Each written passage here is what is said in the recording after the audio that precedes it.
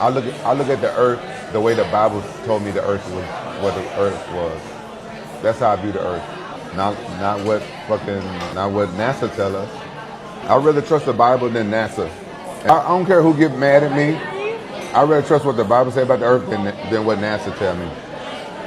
The Bible tells us that we're living under the firmament and stuff like that. So I'd rather trust the Bible. Did Alan Shepard really play golf on the moon? NASA says a man in a 180-pound spacesuit swung a homemade golf club with one hand and hit a ball for miles. No video of it flying, no proof it landed, just grainy footage and a story. You believe that? Then you'll believe anything. They say astronaut Alan Shepard played golf on the moon in 1971 during the Apollo 14 mission. He snuck a makeshift 6-iron head onto the spacecraft, attached it to a lunar tool handle, and took 2 swings. One that shanked, and another that, according to Shepard, went miles and miles and miles. Sounds impressive. Until you stop and actually think about it. Let's break this down. Shepard was wearing a full Apollo spacesuit. That thing weighed over 180 pounds, without life support. It was so bulky, astronauts could barely bend their arms, let alone take a clean golf swing. Yet we're meant to believe he managed a precise enough motion to launch a ball hundreds of yards with one hand? Because yes, according to NASA, he could only swing one-handed due to the rigidity of the suit, and still hit it that far. No atmosphere means no air resistance, sure, but it also means no spin, no lift, no control. And gravity might be 1/6 of Earth's, but physics is still physics. A lazy one-handed swing in a stiff suit, using a tool with a golf club head jammed on the end. That's not sending anything miles and miles. Not unless you were on, I don't know, say Earth? And let's talk about the footage. It's jerky, grainy, and laughable. No real tracking of the ball, just a distant figure swinging something. You never actually see the ball fly or land. You're just told it happened. And like everything else with Apollo, you're expected to just believe. Here's the reality. You wouldn't waste precious oxygen and mission time on a golf trick. You wouldn't risk lunar dust being kicked up and damaging equipment. You wouldn't even bring something like that on board, unless it was part of the show. And it was a show. A well-rehearsed, highly televised moment designed to make space travel look casual, friendly, fun. Golf on the moon? More like Hollywood on the soundstage. But hey, miles and miles and miles, right? If they're not gatekeeping something down there, I don't know what this is. An amateur pilot just flew over Antarctica and is now being detained against his will. His name is Ethan Guo, and he was met with men in black suits upon landing there who placed him under arrest. Ethan was on a mission to raise $1 million for childhood cancer research by being the first person to fly solo over all 7 continents in the world. After journeying for over 360 days, the last continent on his list was Antarctica. He was flying from Chile to Argentina, performing an extended flyby of the Antarctic rim he was later planning on going to, when poor weather conditions forced him to make an emergency landing in a public airfield on King George Island in Antarctica. At first, he was met with the airport security team and firefighting staff to make sure he was all good, and they welcomed him into their base. Everything seemed fine, and he was even clear to continue his journey after about an hour, when all of a sudden, men in black clothing came and arrested him as he was about to leave. They took his phone, strip searched him, inspected his entire plane, impounded it at a local hangar, and then finally placed him in a holding cell under guard supervision, denying him access to Wi-Fi or any contact with the outside world. Turns out, those men in black suits were the Chilean Navy, claiming he violated international aviation rules by submitting a false flight plan to Argentina and then faking an emergency to land in Antarctica. But as mentioned, this is a public airfield in Antarctica, which isn't owned or governed by the laws of any country in the world. And typically, emergency airplane landings grant you immunity from regulations and protocol to ensure your safety above anything else. Yet they threw all that out the window and placed him on a 90-day travel ban while they investigate, and now he's just stuck in Antarctica. And he can't even leave the facility he's in without being supervised by a guard at all times. Not like there's anywhere he can go, but he's now essentially being held hostage in the most remote continent in the world. Which begs the question, did he see something during his flight he wasn't supposed to and is now being debriefed to forget what he saw? Or does the Navy really just care about following aviation guidelines in Antarctica that much? So we literally debunked satellites and the notion of them being in space because Geocentric found a washed up piece of technology that was connected to a satellite called GLONASS. It's from an NOAA company, and he basically confirmed that it was part of a satellite technology that is on a balloon, and it even came with the website that he went to confirm all about the balloon locations and the path and everything, and it even gives the locations and height of these balloons. Now the problem is the GLONASS websites, or what they tell you about the GLONASS systems, they depict them as typical satellites that are in space, and they tell you that they're about 19,000 kilometers away. While GLONASS satellites operate at a slightly lower altitude of approximately 19,100 kilometers. Right, so when we click on these balloons, you can see in the top left corner there, the height that the balloon is at, and then the max height. Now, this one here particularly is only 4 kilometers. Let's see, the ones that are like this with the different looking balloon, they're usually lower, but this one here, this one would be higher. So that's 6 kilometers, 6.5 kilometers. I mean, I haven't found one yet that's more than about 22 kilometers or 30 kilometers around there. That's like the max height I've ever seen on any of these balloons. But they're claiming that they're like 19,000 kilometers in the air on these magical satellites that have no balloons floating around in space. See this one here, this one's max height is about 38 kilometers. So 38 kilometers is not 19,000 kilometers, guys. So they're actively lying about the heights of these satellites, but also what they even are. They don't depict them on balloons when they're showing you the videos. They depict them as magical floating satellites that have solar panels. GLONASS was revitalized by the Russian government's renewed focus and financing in the 2000s, resulting in its full operational status by 2010 and becoming known as a viable alternative to GPS. These systems are dependent on a constellation of satellites that continue to broadcast signals containing their precise position and time as they orbit the Earth at precise altitudes.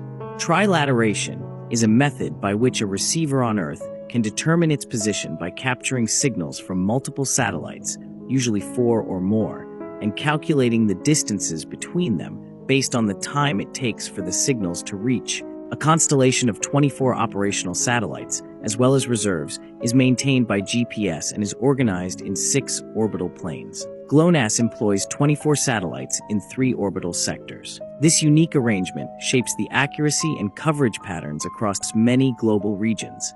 GPS satellites orbit at an altitude of approximately 20,200 kilometers, while GLONASS satellites operate at a slightly lower altitude of approximately 19,100 kilometers. If you want to see the balloons, website's on screen.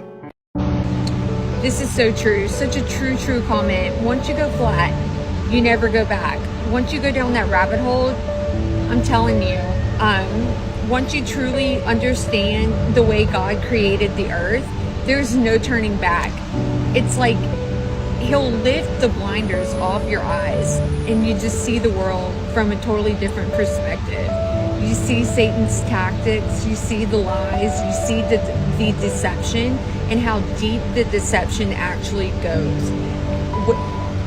To the moon landing, okay? To the moon landing, they deceived us, all right? And it's really hard for the boomer generation to come to terms with this, I'm seeing, because they grew up watching that on TV, and we see globes all around us. We've been indoctrinated since we were babies about the globe, space, science. Bill Nye, the science guy, taught us science, you know? I mean, like, ugh, what a joke. What a joke all that is now that you think about it. Because once you see it, you cannot unsee it. It has brought me back to Christ, like, in such a deep, profound way. And so many others commented that they have come to Christ as well, knowing the truth of flat earth. That's why I never care when people call me crazy. I never care. I expect it now, and like, it's just, it's so far beyond not caring, because I know the truth, and the truth set me free. And if I can just spread that truth with other people,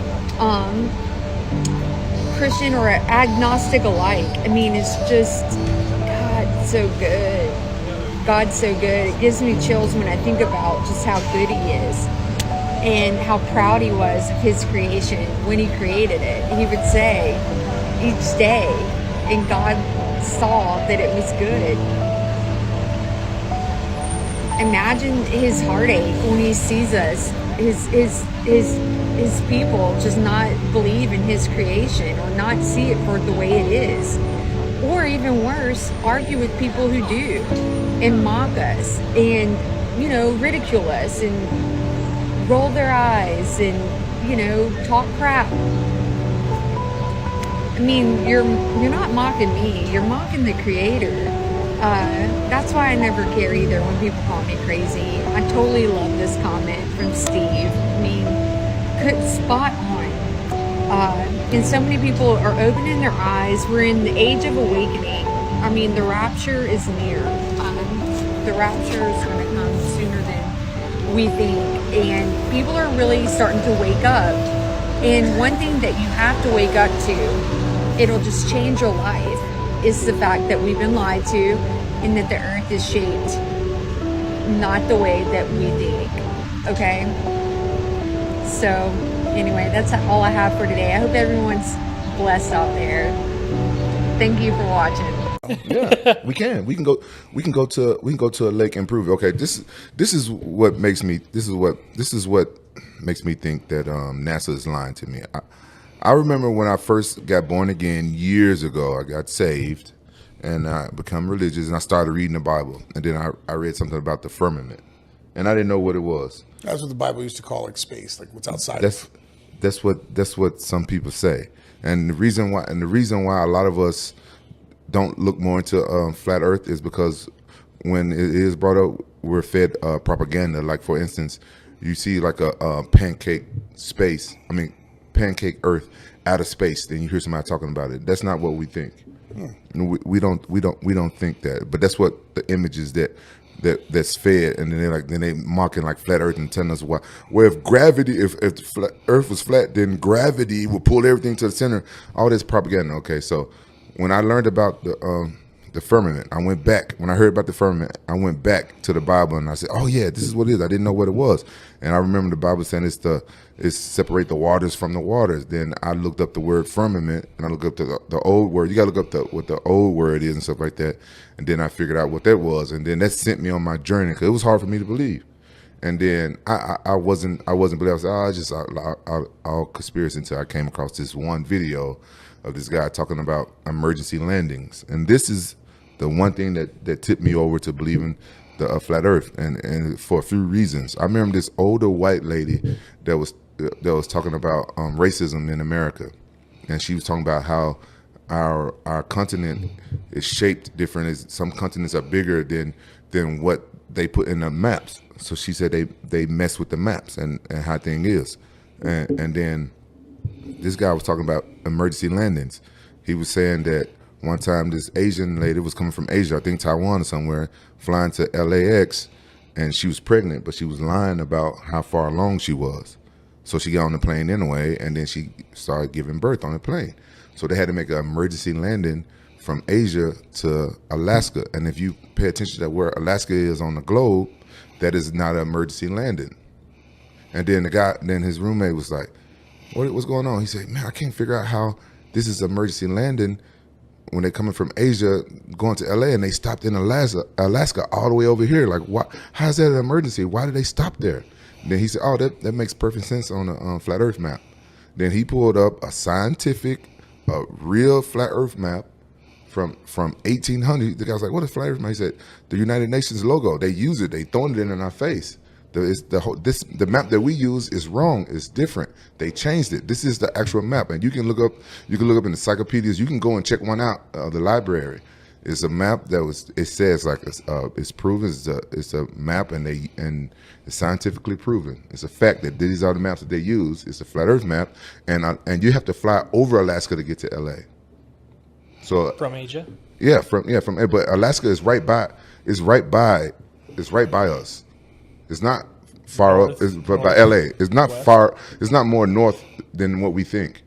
So like we've been lied to. So that is an emergency landing. Then I started looking to other emergency landings, and I started looking into like layovers and stuff like that, and a lot of stuff didn't make sense. Why they would fly all the way up here to change, then like the flat Earth map is totally different. Then once you kind of look into the flat Earth map, and then and when you fly across the world, and like the layouts and where to stop and stuff, then it kind of make sense. The flat Earth, and that's what took me over the edge, was that the emergency landings thing. The sun does not set, it just moves further away from your perspective. When something moves further away from your perspective, it gets smaller. Watch.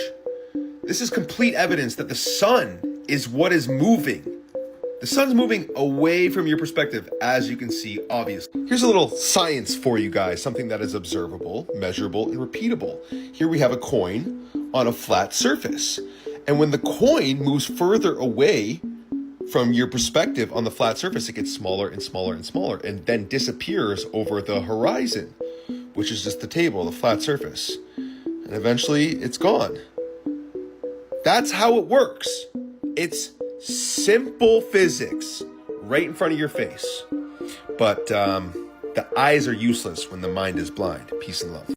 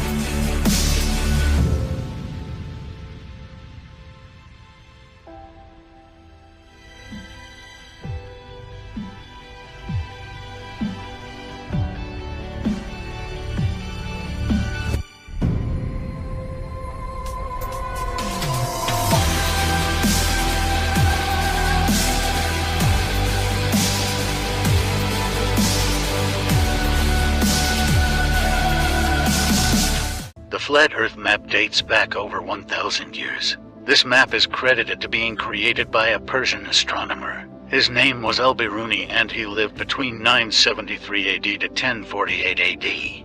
It's the official map of the United Nations and also the United States Geological Survey. It used to be present in many places before the creation of NASA and the Antarctic Treaty in 1959. Here you see it with Admiral Byrd. This map has been restored by Dmitry from Russia with suggestions of mine, Eddie Alenkar. Known by my YouTube channel Flat Earth Banjo, I asked Dmitry to include the Bermuda Triangle and Point Nemo, a place deep in the Pacific where NASA buries rockets. Then Robert Tozzi, a professional mapmaker, came along and enhanced the map even more. There are many people now selling this map online, but if you could order it from my online store, I would greatly appreciate it. Visit my online store now and order one of the items. I humbly thank you.